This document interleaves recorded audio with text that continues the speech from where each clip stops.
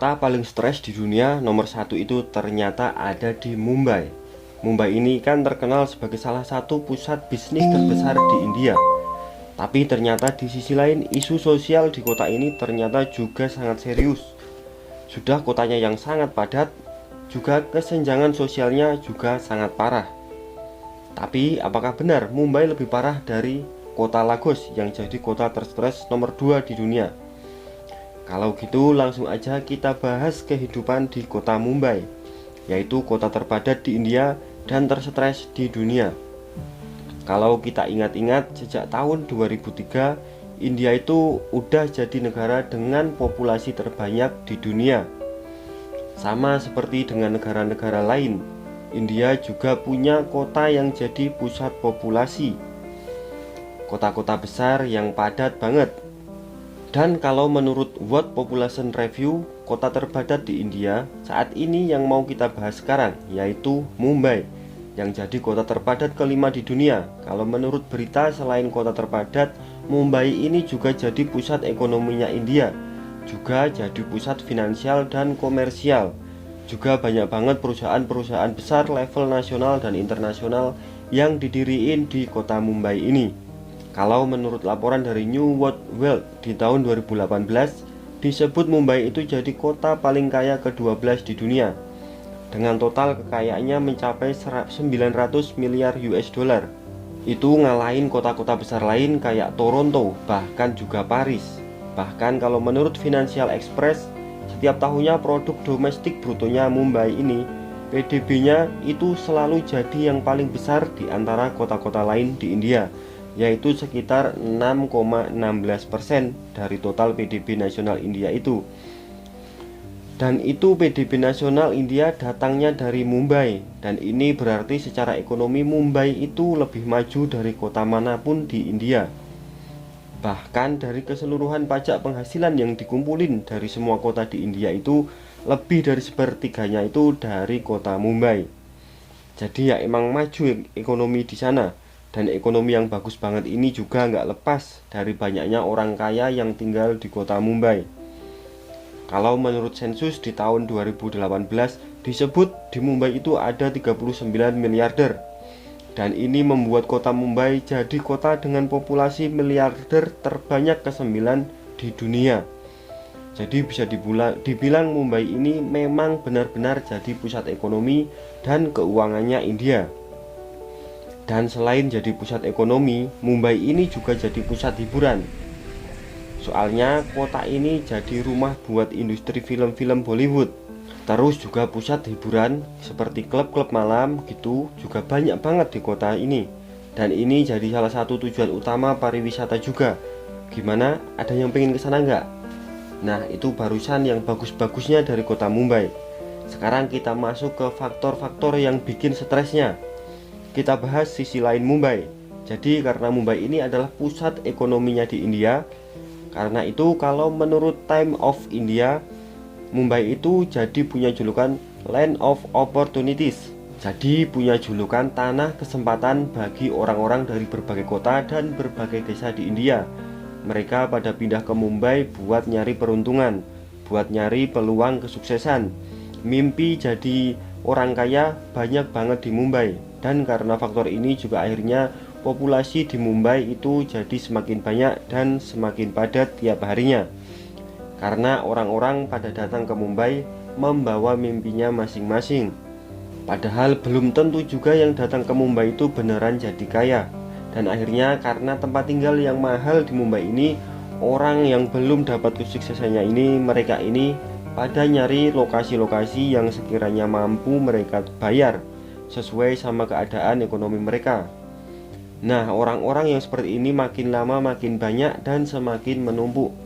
Sampai akhirnya jadi deh area kawasan kumuh di tengah kota Mumbai. Sampai akhirnya sekarang di Mumbai itu ada sekitar 2.400 slum area. Kalau menurut Insider, sekitar 60% dari total populasi Mumbai tinggalnya justru di kawasan-kawasan kumuh ini. Tinggalnya justru banyaknya di slum areanya. Jadi slum area adalah kawasan kumuh. Dan keadaan ini jadiin Mumbai sebagai kota dengan populasi slum terbanyak di dunia. Jadi dari 21 jutaan total populasi Mumbai, 60%-nya berasal dari slum areanya. Dan dari semua slum area di sana, slum area yang paling besar dan luas wilayah dan populasinya ada di daerah Dharavi, yang jadi kawasan kumuh terbesar di Asia. Dharavi ini udah ada dari zaman kependudukan Inggris. Kalau menurut Al Jazeera, sejarah kenapa Dharavi bisa jadi kawasan kumuh itu balik lagi ke area kolonialisme Inggris di sekitar abad ke-20. Jadi disebut waktu itu Inggris itu sempat mengusir para pekerja pabrik di sekitar semenanjung Mumbai. Dan orang-orang yang diusir ini mereka pada ngungsi ke wilayah Dharavi yang sekarang ini dan ngediriin pemukiman di sana. Pemukiman orang-orang yang miskin dan diusir sama Inggris ini, dan akhirnya sampai sekarang Dharavi ini masih jadi tempat migrasi buat orang-orang miskin yang pengen tinggal di Mumbai. Jadi misalnya kita orang kampung pengen merantau ke Mumbai tapi nggak punya modal, nggak punya duit, nah itu pasti datangnya ke Dharavi dulu. Banyak tuh orang-orang yang hanya modal nekat yang ke Dharavi ini, makanya gimana nggak padat wilayah ini. Jadi walaupun Mumbai ini dikenal sebagai ibu kota keuangan India, juga tempatnya konglomerat pada ngumpul, tapi kemiskinan dan kawasan kumuh juga jadi isu yang umum banget di sana. Jadi Mumbai ini kota besar dan salah satu megacity dunia. Banyak banget orang-orang kaya di sana, tapi lebih banyak slumnya atau kawasan kumuhnya. Nah, karena itu di Mumbai banyak banget orang kaya yang kaya banget dan orang miskin yang miskin banget. Jadinya ketimpangan atau kesenjangan sosial di sana sangat benar-benar kelihatan jelas. Dari tempat tinggalnya saja, kalau orang kaya di Mumbai, mereka itu tinggal di gedung-gedung tinggi pencakar langit yang pola bangunannya teratur dan bersih. Benar-benar terasa high class. Tapi di sisi seberangnya isinya rumah-rumah satu lantai yang rapat-rapat banget. Satu sama lainnya nggak kelihatan akses jalannya karena jalanannya kecil banget. Terus ditambah juga banyak terpal-terpal biru yang dipakai buat nutupin rumah mereka. Jadi buat atap rumahnya mereka tuh nggak pakai genteng, mereka pakainya terpal-terpal untuk menghalau angin dan hujan. Jadi kalau kita lihat dari atas itu rumahnya kelihatan kotak-kotak rapat nggak beraturan dan banyak biru-biru dari terpal tadi. Benar-benar kelihatan kesenjangannya ya. Ya pemukiman kotanya kelihatan rapi banget, dan slumnya tuh kelihatan rapat nggak beraturan dan biru semua. Jadi ya gini keadaannya, saking padatnya tempat tinggal yang super kaya sama yang super miskin itu. Terus selain dari ketimpangan pemukimannya, di sana juga bisa dilihat dari sanitasinya yang cukup jomplang. Pasokan air yang dialirin ke kawasan kumuh itu hampir nggak cukup buat kebutuhan dasar orang-orang di sana. Seperti mandi, cuci, minum, masak, itu airnya nggak cukup. Kenapa nggak cukup? Karena sama pemerintahnya itu dibatasin. Yang di area slumnya itu nggak terlalu dipeduliin. Jadi orang-orang yang tinggal di slum area itu kalau mereka mau dapetin air bersih, mereka harus ngantri panjang buat dapat air tambahan dari tanker. Belum lagi ditambah masalah-masalah lain terkait air ini, seperti pipa bocor, pencurian air, pengaliran air ilegal. Pokoknya masalah-masalah begitu yang akhirnya bikin krisis air bersih di slum areanya. Jadi di slum area ini bisa mandi sehari sekali aja itu udah suatu kemewahan. Bersyukur sekali kita banyak air di Indonesia ini. Terus kalau menurut Human Development Report dari PBB di tahun 2006, diperkirakan dari setiap 1440 orang slum area Mumbai ini cuma ada satu toilet yang bisa mereka pakai. Ya memang di tahun 2006 itu sanitasi di sana itu lagi parah-parahnya, sampai orang tuh harus ngantri panjang cuma buat ke toilet doang. Makanya nggak heran banyak yang buang air sembarangan. Akhirnya di sungai daerah situ jadi gabung semua itu. Ada yang nyuci baju, yang mandi, yang BAB juga. Udah situasi sungainya begitu, terus banyak juga orang-orang yang memakai sungai itu sebagai sumber air mereka. Air buat minum misalnya, itu ngambilnya juga dari sungai itu. Padahal sungainya udah terkontaminasi. Makanya penyakit jadi gampang banget muncul dan gampang menular juga. Tapi itu dulu ya, kalau buat sekarang sanitasinya udah agak mendingan. Bayangin sama laporan PBB yang tahun 2006 tadi, India sekarang tuh per satu toiletnya cuma buat 81 sampai 277 orang doang. Udah nurun banget dari 1.400 orang per satu toiletnya tadi kan. Kalau kita bandingin sama kondisi orang-orang kaya di Mumbai-nya yang pasukan airnya per orangnya tuh melimpah banget, akses kesehatan juga lebih gampang, dan pastinya akses ke toiletnya itu mereka aman. Kalau kebelet nggak perlu harus rebutan sama 276 orang lainnya. Dan kesehatan antara si kaya dan si miskin ini juga pastinya ada perbedaan.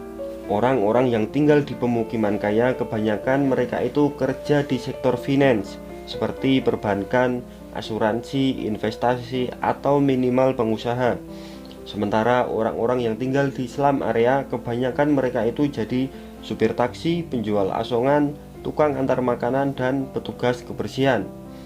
Dan kalau menurut Asian Century Institute, sebagian besar penduduk yang tinggal di slum area ini mereka itu hidup dengan penghasilan 1-2 US dollar aja per harinya. Atau berarti mereka ini hidup di bawah garis kemiskinan nasional. Buat dipakai makan per hari aja berarti penghasilannya itu pun kalau cukup.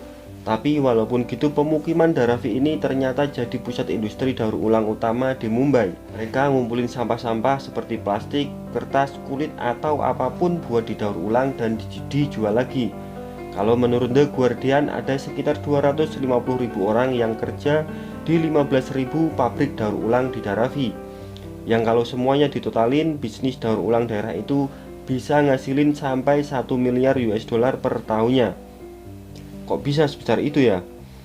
Karena selain dijual ke warga lokal dan turis-turis, barang-barang daur ulang mereka ini juga dijual ke beberapa negara lain. Makanya potensi cuan dari daur ulang ini jadi gede banget. Tapi sayangnya ini nggak bikin warga slum area Mumbai itu jadi sejahtera. Karena biaya hidup di Mumbai itu sangat mahal. Menurut Al Jazeera, di Mumbai juga selalu ada rencana-rencana pembangunan buat bikin kota Mumbai ini jadi lebih bagus, tapi dengan cara ngegusur kawasan-kawasan kumuh yang ada dan ngebangun gedung-gedung baru. Dan pastinya keadaan ini membuat persaingan tempat tinggal buat si miskin ini jadi semakin susah. Jadi makin sempit tanahnya, tapi jumlah orangnya nggak berkurang, malah cenderung semakin bertambah. Mungkin akhirnya ya makin padat itu slum areanya. Dan selain faktor kesenjangan yang sangat jomplang ini, yang bikin Mumbai jadi kota paling stres di dunia itu karena kemacetannya. Udah paling terkenal kan macet di Mumbai itu seperti apa.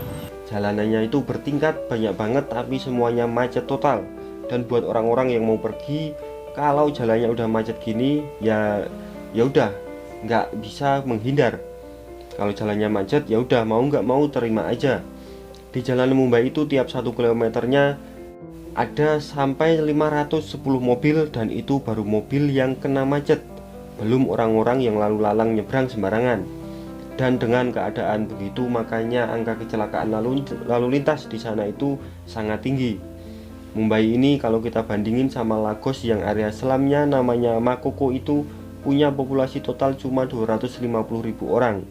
Dan ini nggak ada apa-apanya kalau dibandingin sama Dharavi di Mumbai yang total populasinya itu sampai 1 juta orang. Terus kalau buat macetnya selintas mirip-mirip. Tapi bedanya kalau di Lagos ada faktor angkotnya juga. Angkot yang namanya Danfo yang berwarna kuning yang suka ngetem sembarangan. Yang kalau diingetin bisa dibacok kita sama supirnya. Makanya akhirnya nggak ada yang berani ngingetin. Akhirnya bikin macet panjang. Selanjutnya apa kita bahas kota Lagos ini? Silahkan komen kalau kalian setuju. Menurut saya keadaan di Mumbai yang disebut-sebut sebagai kota paling stres di dunia itu, kalau buat saya paling stres ya toilet tadi itu, yang satu toilet buat 1.400 orang. Tapi itu pada tahun 2006. Sekarang sih udah buat 200-an orang ya. Tapi tetap stres lah menurut saya. Kebayang kali kita lagi mules baru bisa BAB-nya minggu depan karena harus mengantri 200-an orang.